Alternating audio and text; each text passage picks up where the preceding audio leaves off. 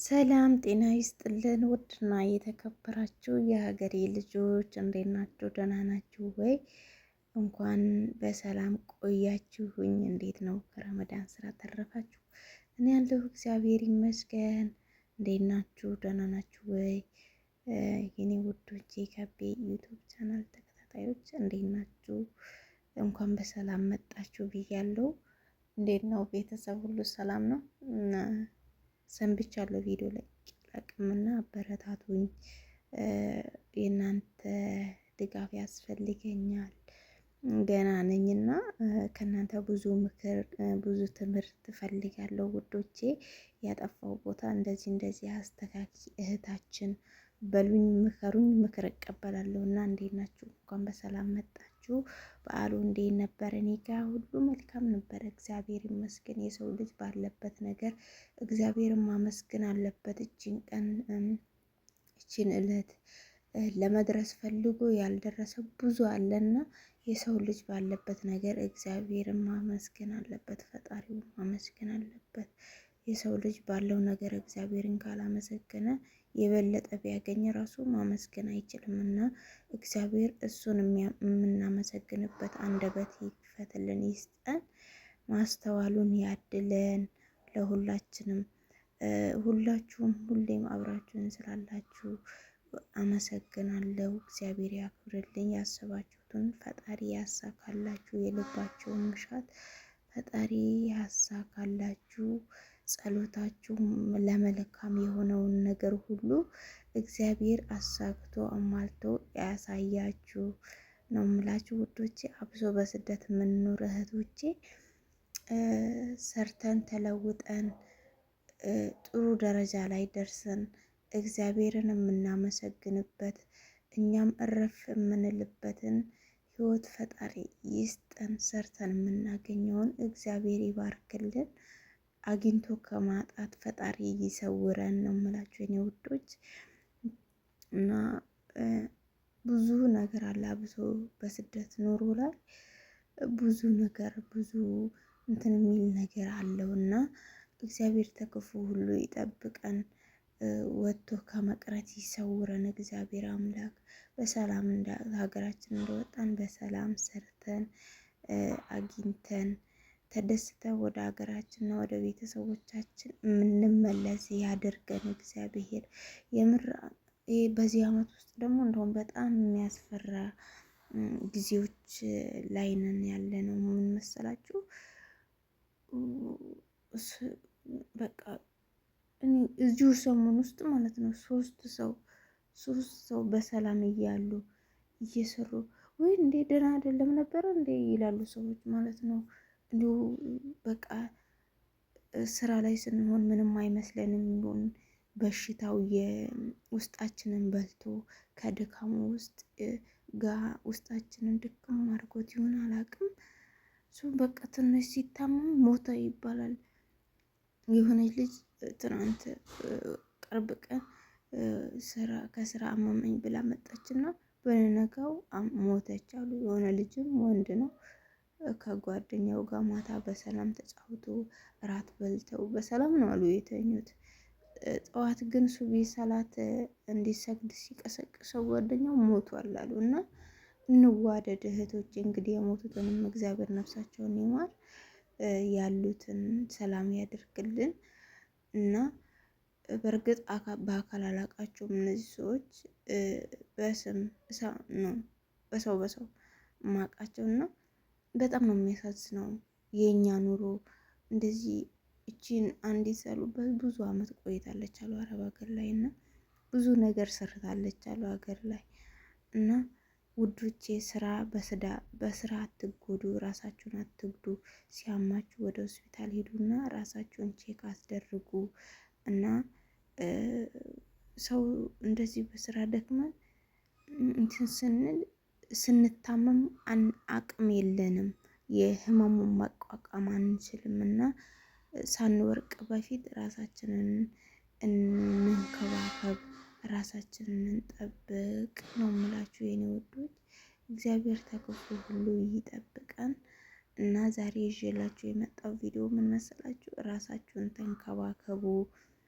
ነው የምላችሁ። እግዚአብሔር ተክፉ ነገር ሁሉ ይጠብቀን፣ ሀገራችንን ሰላም ያደርግልን። ዛሬ ሀይሚና ብሩኬ ነው ይዤላችሁ የመጣሁ። በዚሁ ሀይሚና ብሩኬ የትንሽ ትልቅ ናቸው። ባለፈው ሰሞን እንዴት እንደሰነበቱ አይታችኋል። እና ግን በቃ አያችሁ ሰው ሲወዳችሁ ማለት ነው ከነ ስህተታችሁ ከነ ጥፋታችሁ ነው የሚወዳችሁ። እሷም የእሱን ጥፋት ብቻ ቆጥራ አራቀችም፣ እሱም የእሷም ጥፋት ብቻ ቆጥሮ አራቃትም። ይበለጥ ነው የወደደት፣ ይበለጥ ነው የቀረባት ነው። ገዳም ይዟት ሄደ። ታገር ራሱ እሷ ልትወጣ ሲል ስትል እሱ ጠልፎ ያስቀራት እና አንዳንዴ ሰው በእውነተኛ ማንነቱ ሲፈልጋችሁ ምንም አይነት ነገር ከእናንተ ላይ አያስቀረውም ማለት ነው። እና አሁን ላይ ከእሷ ጋር ገዳም ሄዱ፣ ሰላም ሆኑ።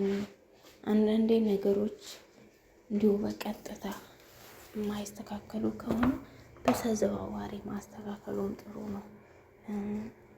ነገሮቹ ውስብስብ ሲሆኑባቸው ደግሞ ወደ እግዚአብሔር ቤት መቅረብ። ወደ እግዚአብሔር ቤት ስንቀርብ ብዙ የምናገኘው ነገር አለ እንጂ የምናጣው ነገር የለም። እና አሁን ገዳም ሄደው ከመጡና ገዳም ሳይሄዱ በፊት ያሉበት አኗኗር ህይወት ደስታ ተሞሉ፣ ፍቅር ሆኑ። አያችሁ ሁሉም ነገር ቀረ እና ወደ እግዚአብሔር ቤት እንቅረብ፣ ከእግዚአብሔር አንራቅ። ትናንት ሰርፕራይዝ አረጋቱ ስልክ ገዝቶላት እና አንዳንዴ ታውቃላችሁ ብዙ ሰዎች ችግራችን ምንድን ነው? የሚፈልግልን የሚወደንን ሳይሆን የምንወደውን ነው የምንፈልገው። የምንወደው ደግሞ ዋጋ አይከፍልልንም።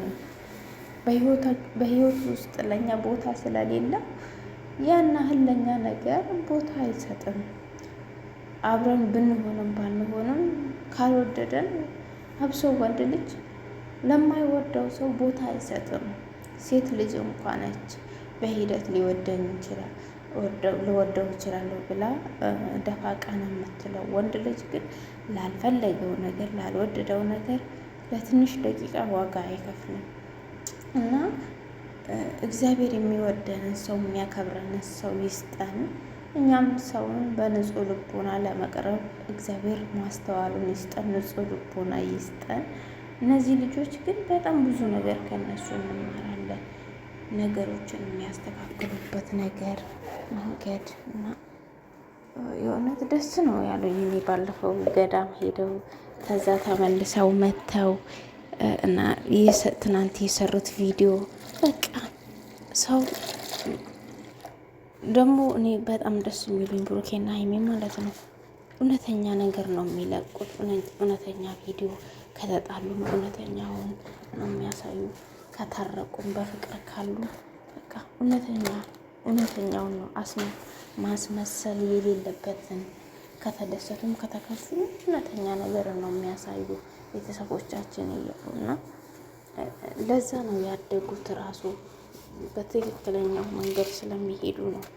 ከነሱ በፊት እኮ ብዙ የሚሰሩ ልጆች አሉ፣ ግን ታች ነው ያሉት። እነ ብሩኬና ሀይሚ ደግሞ በትክክለኛው ስራ በንጹህ ስራ ስለሚመጡ ደስታቸውንም በቃ ለቤተሰብ በጣም ትልቅ ክብር አላቸው።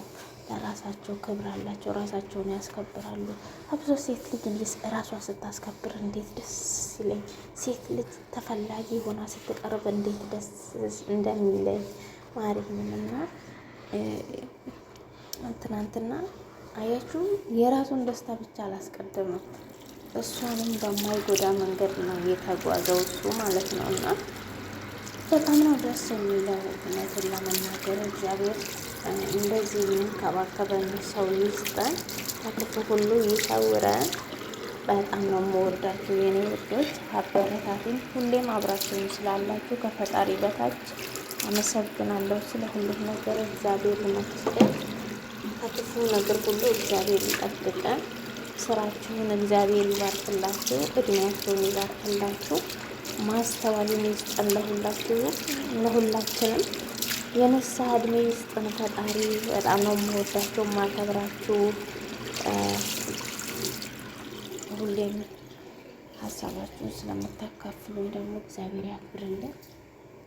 እንግዲህ የሰሞኑን ቪዲዮ ለቅቄ አላቅም። ቻናሌ በጣም እንትን ብሏል። አበረታቱኝ እሺ ውዶቼ፣ አበረታቱኝ።